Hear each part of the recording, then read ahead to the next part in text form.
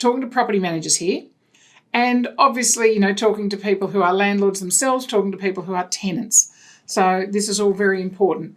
Now, on page 3 of the landlord information statement, now remembering that the landlord information statement needs to be handed or sent to your landlord every time prior to a lease being signed. So not just once when you list them with a managing agency agreement, not just once now that it's all on the first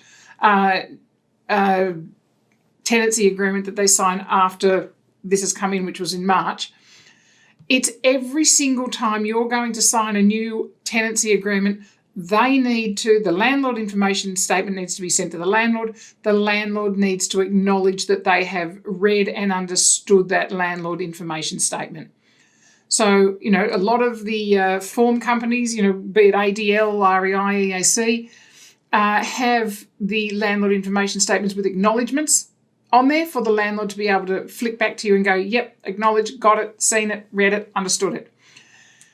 Now, as I said, there's a lot of information in the landlord information statement, ranging from, how the property needs to be fit to live in, general responsibilities for the landlord, what you need to tell your tenant, and obviously that's passing it from the landlord onto the agent, those responsibilities if they've employed an agent to do that, the fact that there needs to be a written tenancy agreement. So they're understanding a little bit more about the job that you do as an agent.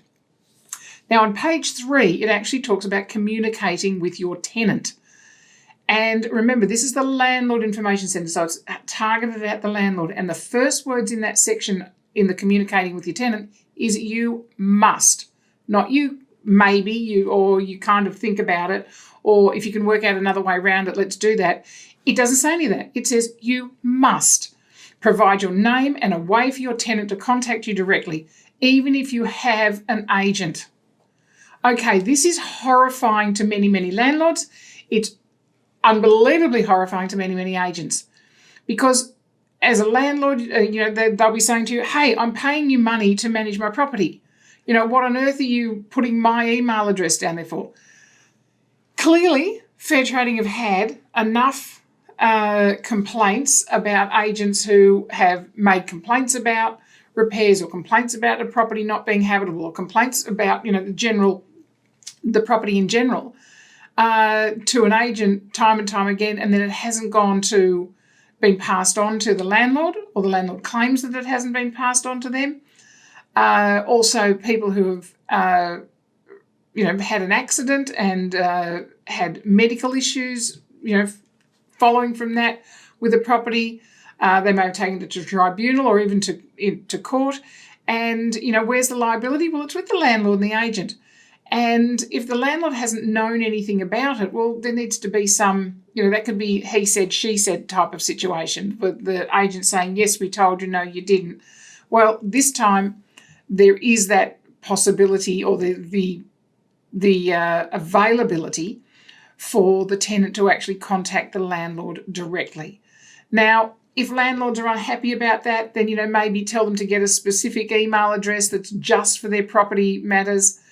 And, if the house is in Daffodil Street, then call it daffodilstreet@gmail.com. And, they can then check that when they check that, and then, you can have an arrangement with them, anything that comes through there, that they flick straight back to you to deal with. But, majority of your tenants are going to come straight to you first, so long, obviously, if you're an agent that is doing the right thing and actually responding to whatever it is that they are calling you or emailing you about.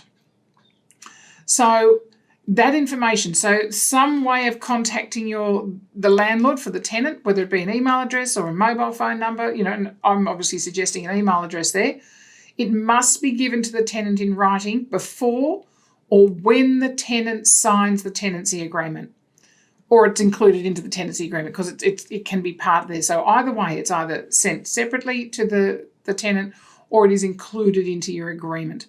So it's definitely in 2 points there within that landlord information statement. It is saying you must. Now, it's been in our legislation since 2010. It is just, there was there was the out in the old regs where, it could be the agent's address. That's not there anymore. What's in the new regulations that came in on 23rd of March is that you must, as an agent, you must make sure that there is a way the tenant can contact the landlord. And if the landlord's details change, then you have 14 days to inform your tenant about that. So, it's pretty clear. It's page 3, bottom left corner of page 3 of your landlord information statement. Have a look at it. It's an important one to know about.